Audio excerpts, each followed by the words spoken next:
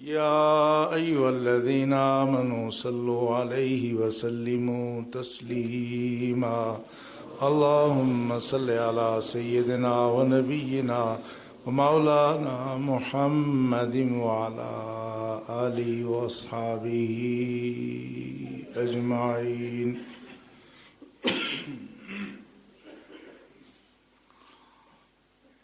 اللہ کے احترام برادران اسلام، گزشتہ جمعۃ المبارک کے موقع پر ہم رمضان المبارک کی آمد سے پہلے تیاری کے ضمن میں بات کر رہے تھے۔ رمضان المبارک کا مہینہ تشریف لانے والا ہے، جیسے ہر سال آتا ہے اس دفعہ بھی آئے گا،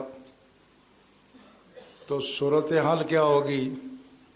جس دن چاند شام کو نظر آئے گا مسجدیں بھر جائیں گی اور ایک بڑی رونق مسجدوں میں آ جاتی ہے، ماحول بڑا پرکیف سا ہو جاتا ہے۔ چند دن یہ سلسلہ رہے گا، اگلے دن ظہر کی نماز میں مسجد میں جگہ نہیں ملے گی، بڑا اجتماع بھرپور ہو جائے گا۔ پھر کوئی 10 روزے گزریں گے تو پھر تعداد کم ہونی شروع ہو جائے گی، اور کرتے کرتے آخر میں پھر تعداد بہت ہی گھٹ جائے گی۔ جس دن چاند نظر آئے گا، عید کا چاند، اس دن تو کئی لوگوں کی نماز بھی چھوٹ جائے گی۔ اگلے دن سے ہم وہیں آ جائیں گے جہاں یکم رمضان سے پہلے تھے۔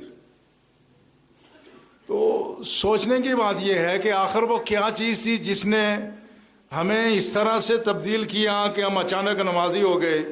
جو پہلے قرآن پاک نہیں پڑھتے تھے وہ اب پڑھنے کی کوشش کر رہے ہیں، کوئی تھوڑا بہت پڑھ لیں۔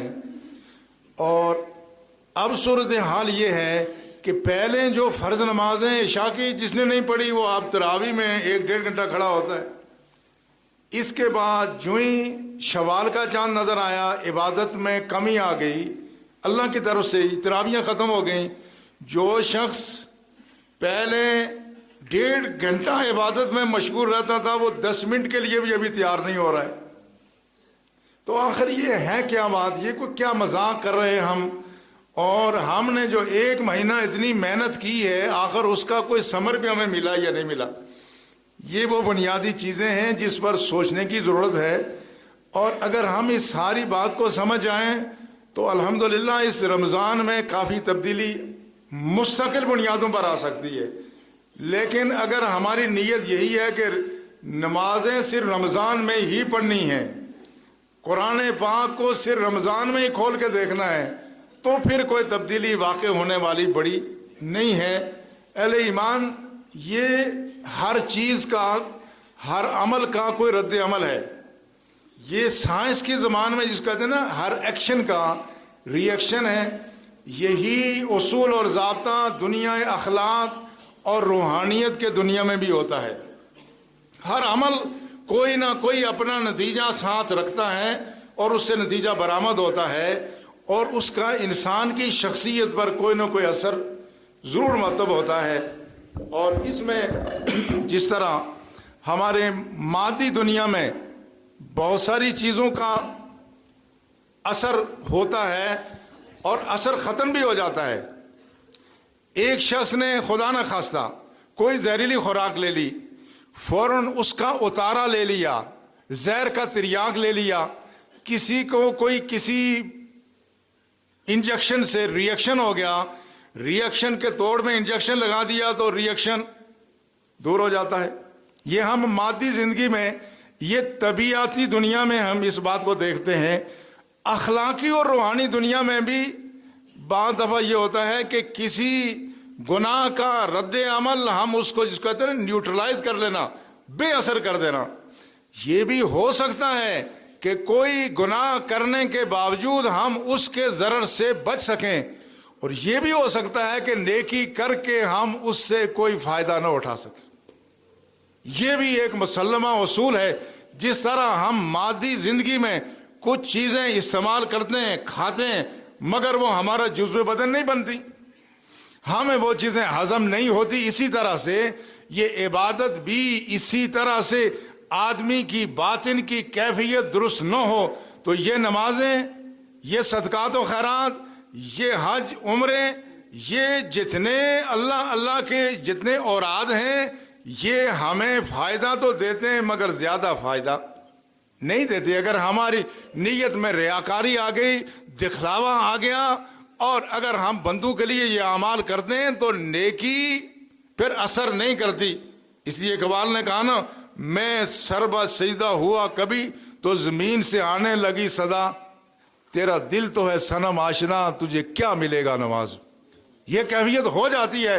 ایک آدمی صرف محض روایت سمجھ کے نماز پڑھنے آتا ہے, اس کو اس نماز کے وہ روحانی اثرات فوائد اور برکات حاصل نہیں ہو سکتے جو نماز کو اللہ کا حکم سمجھ کر کے اللہ کے ساتھ مناجات, اللہ کے حضور حاضری کا تصور لے کے حاضر ہوتا ہے.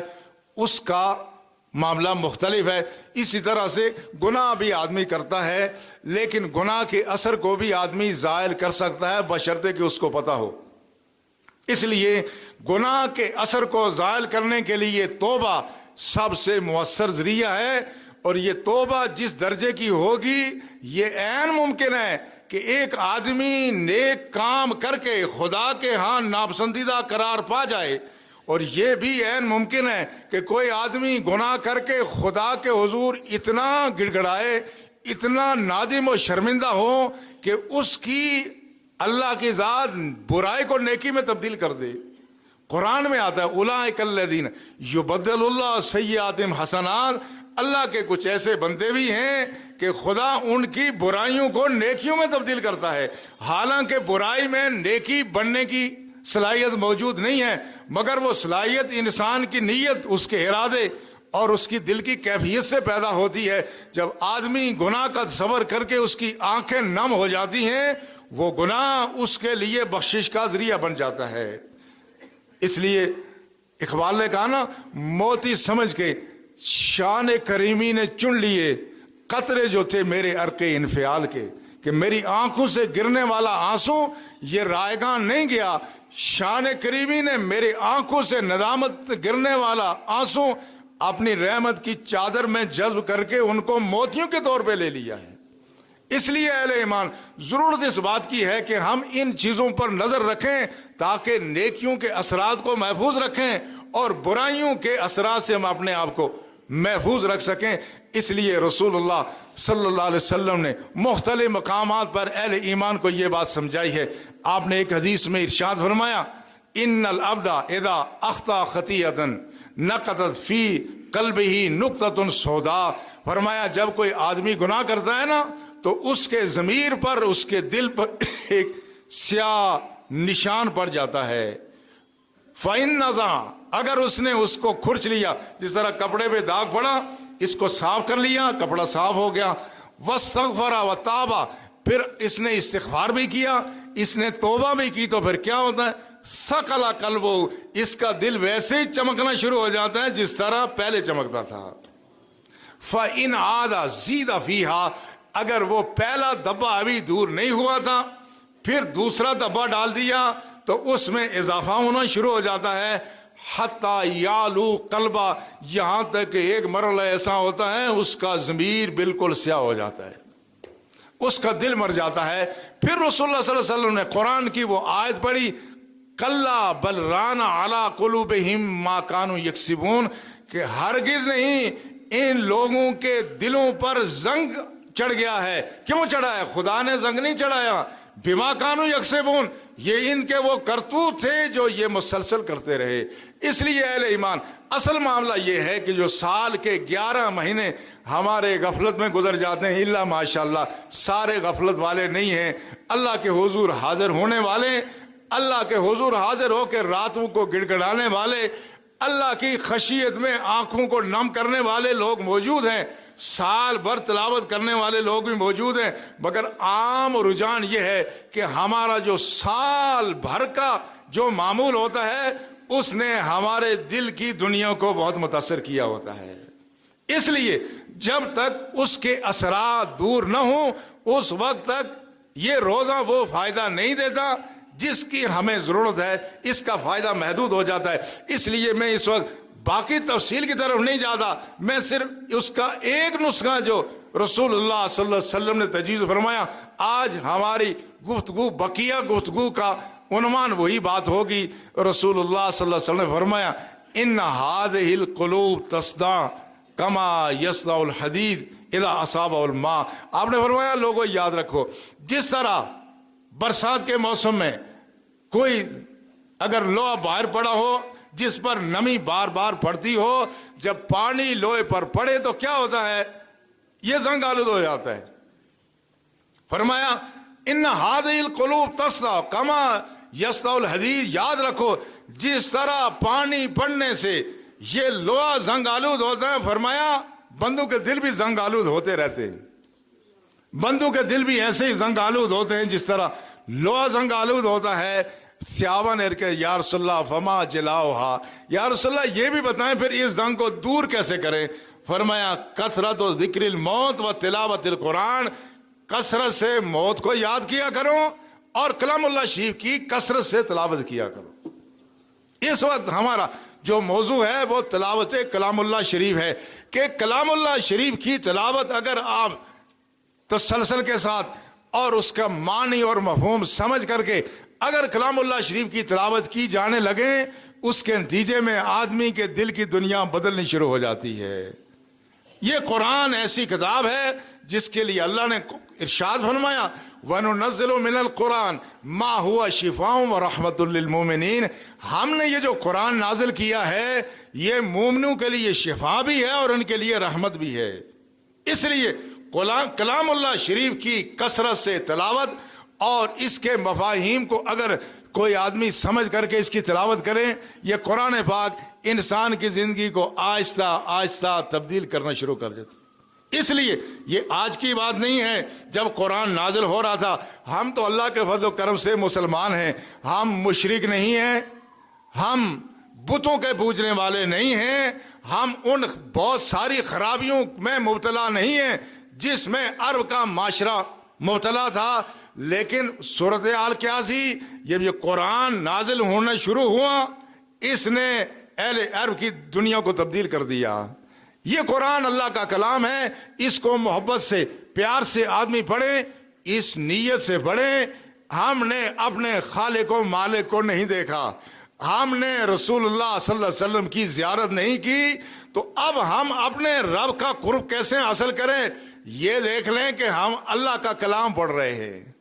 یہ وہی کلام ہے جو اس نے اس زمین و آسمان کی تخلیق سے 1000 سال پہلے فرشتوں کے سامنے پڑھا تھا۔ اس میں زیر زبر کی کوئی تبدیلی واقع نہیں ہوئی ہے۔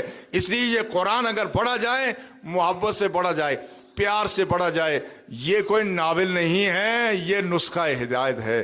اس لیے اللہ نے فرمایا ذالک الکتاب لا ریب فیہ ھدی للمتقین، یہ ایسی کتاب ہے جس میں کوئی شک نہیں ہے، یہ متقی لوگوں کے لیے ہدایت کا سامان ہے۔ اس لیے اگر قرآن پڑھا جائے توجہ سے پڑھا جائے اور سمجھ کر کے پڑھا جائے، یہ قرآن آہستہ آہستہ تبدیلی لاتا ہے۔ ہمارا ایک المیہ یہ ہے کہ ہم پہلے تو قرآن پاک صحیح پڑھ نہیں سکتے، اس کے باوجود کہ ہمارے اسکولوں میں قاری موجود ہیں، مگر آج بھی ہمارے بچوں کو صحیح قرآن پڑھنا نہیں آتا۔ ہم وہ قرآن اس طرح سے نہیں پڑھتے جس طرح کہ اللہ کے رسول نے پڑھا اور جس کے لیے اللہ نے فرمایا تھا وَرَتِّلِ الْقُرْآنَ تَرْتِیلًا، اور قرآن کو ٹھہر ٹھہر کر کے ترتیل سے پڑھا کرو، ٹھہر ٹھہر کے پڑھا کرو۔ ہمارا یہ المیہ ہے مجموعی طور پر کہ ہم اللہ کا قرآن صحیح طور پر نہیں پڑھ سکتے، الفاظ تبدیل ہوتے ہیں، معنی تبدیل ہو جاتا ہے، اور الفاظ قریب قریب ہیں۔ یہ اہل لسان سے پوچھے، ہماری زبان کا کوئی لفظ اگر بگاڑ کر کے پڑھے تو ہمیں کتنا برا لگتا ہے، کیا اس کا معنی تبدیل ہوتا ہے یا نہیں ہوتا؟ معنی تبدیل ہو جاتا ہے۔ لیکن قرآن کے معاملے میں ہم اتنے وسیع زر ثابت ہوئے ہیں، لوگ کہتے ہیں اللہ قبول کرے گا۔ یہ عجیب سا فلسفہ ہے۔ آپ اگر کوئی درخواست لکھیں کسی کے نام، ایک ایک نقطہ اور شوشہ سوچ سمجھ کر کے لکھیں۔ آپ انٹرویو دینے جائیں، ایک ایک لفظ سوچ سمجھ کر کے بولیں، لیکن جب قرآن پڑھنے کا مرحلہ آئے ہم اتنے بے غرض ہو جاتے ہیں، ہم اللہ کے قرآن کی طرف توجہ نہیں دیتے۔ اس لیے اہل ایمان ضرورت اس بات کی ہے کہ ہم قرآن کو پڑھنے کی کوشش کریں اور محض قرآن کے صرف حروف ہی نہیں ہے، محض قرآن کے الفاظ کو درست رکھنا یہی کافی نہیں ہے، بلکہ اس کو محبت سے پڑھنا ضروری ہے۔ رسول اللہ صلی اللہ علیہ وسلم نے فرمایا کہ جس شخص نے قرآن پڑھا اور وہ اس پر ثقیل ہوا، اللہ اس کو دوہرا اجر عطا فرمائے گا۔ ایک شخص رسول اللہ صلی اللہ علیہ وسلم نے پوچھا قرآن پڑھتے ہوئے قرآن کو اچھی طرح سے پڑھا کرو، تو ایک صحابی نے عرض کیا یا رسول اللہ صلی اللہ علیہ وسلم یہ اچھا کون پڑھتا ہے؟ حالانکہ وہ سارے عرب تھے، کیونکہ ان سب کا تلفظ بھی درست تھا اور ان کی قرأت بھی درست تھی، ان کی اپنی زبان میں تھا۔ تو عرض کیا یا رسول اللہ یہ سب سے اچھا قاری کون ہے؟ فرمایا اذا یقرأ اریتا انہ یخشی اللہ، جو پڑھ رہا ہونا تو نظر آئے کہ اس کے دل میں خدا کا خوف ہے۔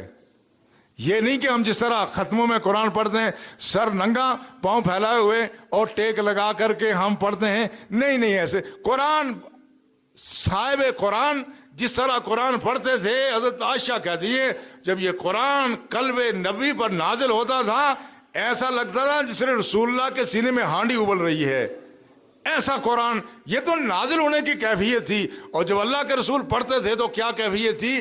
اگر ہم اس قرآن کو محبت سے پیار سے پڑھیں تو یہ ہمارے اندر تبدیلی لانا شروع کر دے گا۔ اللہ کے فضل یہ تبدیلی آئے گی اس لیے کہ قرآن نے خود کہا ہے، ہم نے اس قرآن کو شفا بنا کر کے بھیجا۔ دوسری جگہ فرمایا یا ایھا الناس قد جاءتکم موعظۃ من ربکم وشفاء لما فی الصدور وہدی ورحمۃ للمؤمنین، اے لوگو تمہارے پاس اللہ کی طرف سے نصیحت آ گئی ہے، اور جو دلوں کی بیماری ہے یہ اس کا علاج بھی ہے، اور یہ مومن کے لیے ہدایت اور رحمت کا ذریعہ ہے۔ اس لیے اس قرآن میں صداقت موجود ہے، اس قرآن میں وہ کیفیت موجود ہے، یہ آدمی کے دل کو تبدیل کرتا ہے، یہ دل کا زنگ بھی دور کرتا ہے، آدمی کے اخلاق میں بھی تبدیلی لاتا ہے۔ اس لیے بہت سارے صحابہ نے جب کوئی قرآنی آیت سنی، حضرت طلحہ نے یہ آیت سنی لن تنالوا البر حتی تنفقوا مما تحبون، لوگوں یاد رکھو اس وقت تک تم نیکی کو نہیں پا سکتے جہاں تک کہ اپنا پسندیدہ مال خرچ کرو۔ دیکھو یہ قرآن ہے، یہ کوئی روایات تو نہیں ہے نا۔ جب سنا تو دل کو ٹٹولا کہ میرا سب سے اچھا مال کون سا ہے، تو دل نے گواہی دی کہ تیرا فلاں باغ سب سے اچھا مال ہے۔ گئے سب سے پہلے اس کو رائے خدا میں صدقہ کیا، پھر رسول اللہ کی خدمت میں حاضر ہوئے۔ یہ پیغام ہے، یہ براہ راست دلوں پر اس کا وار ہوتا ہے، مگر یہ ایسا وار نہیں جو دل کو زخمی کرے، یہ ایسا وار ہے جو دل کو صاف کر دیتا ہے، یہ دل کو تطہیر بخشتا ہے۔ اس لیے اقبال نے کہا فاش می گویم آنچے در دل مضمر است این کتاب نیست چیز دیگر است۔ اقبال کہتا ہے میں بات تجھے بتا دیتا ہوں جو میرے سینے میں راز پوشیدہ ہے، وہ کیا ہے؟ این کتاب نیست، اس کو دوسری کتابوں جیسی کتاب نہ سمجھنا، چیز دیگر ہے، یہ چیز ہی دوسری ہے، یہ اللہ کا کلام ہے۔ یہ ایسا نہیں ہے کہ جس کو آدمی پڑھے اور اس کے دل پہ اثر نہ ہو۔ وہ کہتے ہیں چوں بجاں دل رفت جان دیگر شد، چوں جان دیگر شد جہاں دیگر شد۔ کہا یہ آدمی قرآن پڑھتا ہے نا تو یہ دل کا زنگ دور کر کے آدمی کے دل کی دنیا تبدیل کر لیتا ہے۔ جب یہ دل کی دنیا تبدیل ہو جاتی ہے تو یہ سارا جہان بدلا ہوا منظر لگتا ہے۔ اس لیے اس قرآن کی بڑی خوبیاں ہیں۔ تو قرآن کو اگر آدمی محبت سے پیار سے پڑھے تو اس کے بہت سارے اثرات ہیں، اور اس میں آگے گفتگو کرنے سے پہلے یہ آپ جو ماہانہ ہمیں تعمیر مسجد و مدرسہ کے لیے چندہ دیتے ہیں، الحمدللہ ہماری تعمیر آپ کے چندے کی رفتار سے چلتی ہے، مگر ہم نے تعمیر کو آپ کے چندے کی رفتار سے پیچھے نہیں رہنے دیا، آگے لے جاتے ہیں۔ ابھی ہمارے مدرسے کا دوسرا چھت پڑ رہا ہے، کسی بڑے سرمایہ دار نے یہاں کوئی پیسہ نہیں دیا، الحمدللہ یہ آپ ہی لوگ دے رہے ہیں، اور انشاءاللہ یہ ہمارا چھت پڑنے والا ہے۔ اس کے بعد ہمارا یہ ارادہ ہے کہ رمضان شریف میں مسجد کی توسیع کا کام بھی اللہ کے فضل سے شروع ہو جائے۔ اس میں آپ نے نیت اور ارادہ کرنا ہے، تھوڑا سا جو آپ کے باقی جو پروگرام ہیں عید کی خریداری رمضان میں، اس میں خدا کے گھر کے لیے بھی اپنا حصہ نکالیں. ہم نے بھی ارادہ کیا ہوا اگر رمضان تک خیریت سے پہنچ گئے ہم بھی حصہ ملائیں گے. حصہ کیا ملائیں گے؟ اپنے رب کی رحمت کا شکرانہ ادا کریں. اللہ توفیق عطا فرمائے. تو اندر حال میں لیاقت خان صاحب ہیں، برآمدہ سین میں حافظ دانی ذوالفقار ہیں، اوپر حال میں پٹھان سلطان خان صاحب، آخری چھت میں نصیر خان صاحب یہ آپ کے پاس آ رہے ہیں. ان کے ساتھ جو ہو سکے یہ تعامل فرمائیں. تو اس لیے میں عرض کیا کر رہا تھا، یہ صحابہ کی بات نہیں ہے، یہ ہر دور میں ایسا ہوا. صحابہ نے جب شراب کی حرمت کی آیت نازل ہوئی، اب دیکھو ہمارے جو چیز کسی قوم کی عادت بن جائے وہ اس کو چھوڑ سکتا ہے؟ اب ہماری عادت چائے بنی ہوئی ہے تو مل پیک کی چائے، حالانکہ ٹی وی پہ دیکھتے یہ ہے سارا زہر، مگر اس کے باوجود جب تک آپ چائے کی چسکی نہ لیں اس وقت تک دل کو قرار نہیں ملتا. یہ ہم عادی ہو گئے نا اس چائے کے، اس لیے نہیں چھوڑتی، حالانکہ پتہ یہ ہے زہر پھر بھی لوگ پی لیتے ہیں. اربوں کی گھٹی میں شراب بسی ہوئی تھی، لیکن جب قرآن پاک میں یہ آیت نازل ہوئی انما الخمر والمیسر والانصاب والازلام رجس من عمل الشیطان فاجتنبوہ، لوگو یہ شراب، جوا اور چند چیزیں اور بیان کی گئی، فرمایا یہ پلیدی ہے، یہ شیطانی کام ہے، فاجتنبوہ تو ان سے بچو. تو عربوں کے گھروں میں گھڑے بھرے ہوتے تھے شرابوں کے، عربوں نے ان گھڑوں کو انڈیلنے کے بعد ان گھڑوں میں پانی رکھا جا سکتا تھا، مگر سب نے گھڑے توڑ دیے کہ کہیں گھڑے دیکھ کر کے ہمیں شراب کی یاد نہ آ جائے. سب گھروں کو توڑ دیا کہ اب اللہ نے حرام قرار دیا ہے، اب ہمارے گھروں پہ یہ گھڑے باقی نہیں رہ سکتے. اس لیے ہر دور میں اس قرآن نے لوگوں کی دل کی دنیا کو تبدیل کیا. فضیل بن عیاض بہت بڑے صوفی گزرے ہیں، کہا جاتا ہے یہ بہت بڑے ڈاکو تھے. ایک دفعہ گزر رہے تھے تو کسی بچی نے یہ قرآن کی آیت پڑھی، الم یأن للذین آمنوا ان تخشع قلوبہم لذکر اللہ، کیا لوگوں پر ابھی وہ وقت نہیں آیا کہ اللہ کے ذکر کی وجہ سے ان کے دلوں میں کوئی خشیت پیدا ہوتی. یہ چونکہ عربی دان تھے، جب یہ آیت پڑھی اسی لمحے کسی چوری کی نیت سے جا رہے تھے، گھر واپس پلٹے، وضو کیا، مسجد میں جا کے خدا کے سامنے سیدھا ریز ہوئے، پھر ایسی توبہ کی کہ فضیل بن عیاض کا نام اکابر صوفیہ میں شامل ہوتا ہے. اس لیے اہل ایمان یہ ایسی بات ہے، اس قرآن کو اگر ہم رمضان کی آمد سے پہلے، رمضان میں تو پڑھیں گے مگر رمضان سے پہلے ہم یہ نیت کر لیں کہ اللہ کا کلام جو اللہ نے ہمیں عطا فرمایا ہے ہم اس کو محبت سے، پیار سے، ادب سے پڑھیں گے، انشاءاللہ تبدیلی کا عمل یہاں سے ہو جائے گا. یہ قرآن کی تو وہ برکات ہیں. ہم تو ایمان والے ہیں، جو بے ایمان ہیں، جو ایمان کی دولت سے محروم ہیں، وہ بھی اس کی عظمت کو تسلیم کرتے ہیں. ہمارے روایتی دشمن ہندو مہاتما گاندھی کی مشہور کتاب ہے ینگ انڈیا میں وہ لکھتا ہے اس قرآن کی سب سے بڑی خوبی یہ ہے کہ یہ انسانی فطرت کے عین مطابق ہے. انسانی فطرت کے عین مطابق ہے. جہاں انسانی فطرت جس چیز کا مطالبہ کرتی ہے اس میں پہلے سے اس کا حل موجود ہوتا ہے. اور کارلائل انگریز، مشہور انگریز ہے، مستشرق ہے، جس نے ایک عرصے تک کہتا میں اپنے ہیروز کی تلاش میں تھا کہ میں تلاش کروں کہ دنیا میں میرے ہیروز کون ہیں. تو آخر میں اس نے کہا نبی کی صورت میں مجھے محمد صلی اللہ علیہ وسلم کی ذات ملی ہے. مشہور کتاب ہے اس کی. وہ کہتا ہے یہ جو قرآن ہے اس کی سب سے بڑی خوبی کیا ہے؟ وہ یہ کہ اس کی سب سے بڑی خوبی یہ ہے کہ اس میں یہ اس کے سارے احکامات عقل اور وزڈم کے عین مطابق ہیں. اس کی کوئی چیز بھی عقل کے منافی نہیں ہے. ہر بات میں ایک معقولیت ہے، منطق ہے، اس میں حکمت اور فلسفہ ہے. اور جرمنی کا مشہور شاعر گوئٹے کا نام آپ نے سنا ہوگا، اقبال نے بھی اس سے کئی مکالمے کیے ہیں عالم تصورات میں. گوئٹے یہ کہتا ہے کہ اس قرآن کی سب سے بڑی خوبی، حالانکہ وہ اس کی اصل زبان نہیں سمجھتا، کاش یہ اس کی اصل زبان سمجھتا، اس کا ترجمہ پڑھ کے وہ یہ بات کہتا ہے اگر اصل زبان آدمی سمجھے. آپ نے حرم کے اماموں کو قرآن پڑھتے ہوئے زارو قطار روتے ہوئے تو سنا ہوگا. حرم کا امام جب قرآن پڑھتا ہے، عرب کے لوگ پڑھتے ہیں، بعض دفعہ پھوٹ کر کے روتے ہیں۔ کیوں پھوٹ کے روتے ہیں؟ وہ بات سمجھتے ہیں کہ اس میں پیغام کیا آ رہا ہے۔ جب جہنم کی، خدا کی ناراضگی اور خدا کے غیظ و غضب کا ذکر ہوتا ہے، آدمی کی روح کانپنا شروع ہو جاتی ہے۔ جب جنت کی نعمتیں، اللہ کی رحمتوں اور برکتوں کا تذکرہ ہوتا ہے، آدمی کا دل باغ باغ ہو جاتا ہے۔ آدمی کے دل میں حسرت پیدا ہوتی ہے، کاش دنیا ساری میرے ہاتھ سے لٹ جائے پر میرا مالک مجھ سے راضی ہو جائے، ابدی زندگی میں خدا مجھے راحت عطا فرمائے۔ اس لیے اس قرآن کی خوبی کیا ہے؟ اس قرآن کی خوبی یہ ہے، میں سائنس کا موضوع ہو سکتا ہے، میں اگر یہ کہوں کہ یہ آدمی کی کیمسٹری چینج کرتا ہے تو شاید یہ بات غلط نہ ہوگی، لیکن یہ نہیں ہو تو کم از کم یہ بات تو میں کہہ سکتا ہوں، یہ آدمی کے اندر کا وجود کا کیمیائی عمل متاثر کر دیتا ہے۔ یا تو کیمسٹری چینج کرتا ہے، اگر کیمسٹری چینج نہ ہو تو آدمی کے کیمیائی عمل متاثر ہو جاتے ہیں۔ میں ایک مثال عرض کرتا ہوں، یہ انسانی جسم کی کیمیائی ترکیب ایسی ہے، آدمی جو ہی مرا اس کے جسم میں ٹوٹ پھوٹ ہونا شروع ہو جاتی ہے۔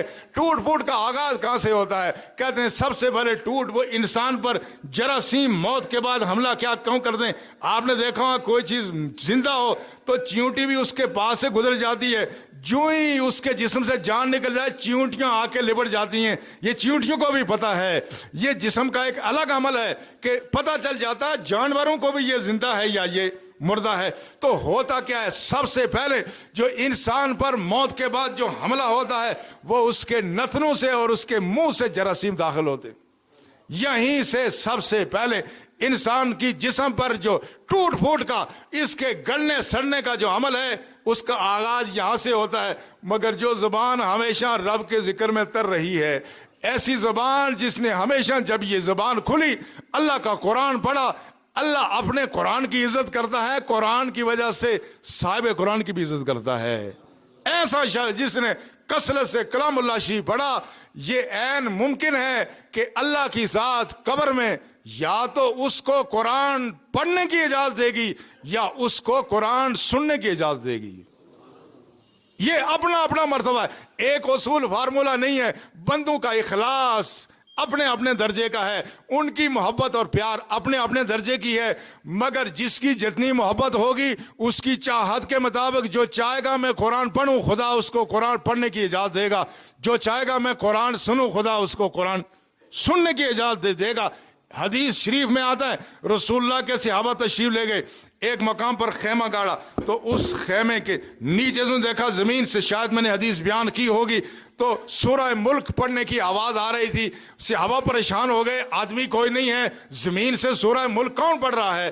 جب رسول اللہ کی خدمت میں حاضر ہوئے، ذرا نگاہ نبوت بھی دیکھو، جنہوں نے سنا ان کو پتہ نہیں چلا، پر جنہوں نے سنا نہیں ان کو پتہ چل گیا کہ معاملہ کیا ہے۔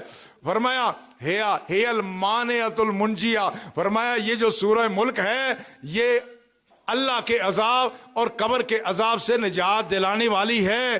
تنجی ہے من عذاب اللہ، بتانا یہ مقصود تھا کہ یہ شخص دنیا میں سورہ ملک پڑھتا تھا، آج قبر کی تاریکیوں میں ہی سورہ ملک پڑھ رہا ہے۔ اس لیے اہل ایمان، یہ قرآن ایسی کتاب ہے، اس کی رحمتیں برکتیں لامحدود ہے، یہ ہماری دنیا کو بھی سنوار دیتا ہے، ہماری آخرت کو بھی۔ اس لیے قرآن پاک کے یہ جو نزول قرآن کا مہینہ ہے، اس میں آج سے ہی اگر ہم کثرت سے کلام اللہ شریف کی تلاوت شروع کر دیں، انشاءاللہ تبدیلی کا عمل یہاں سے ہوگا۔ ہماری زبانیں جب اللہ کے قرآن سے تر ہوں گی، انشاءاللہ اللہ کی رحمت کی بدلیاں ہم پر برسیں گی۔ اللہ ہمیں اس کی توفیق عطا فرمائے۔ وما علینا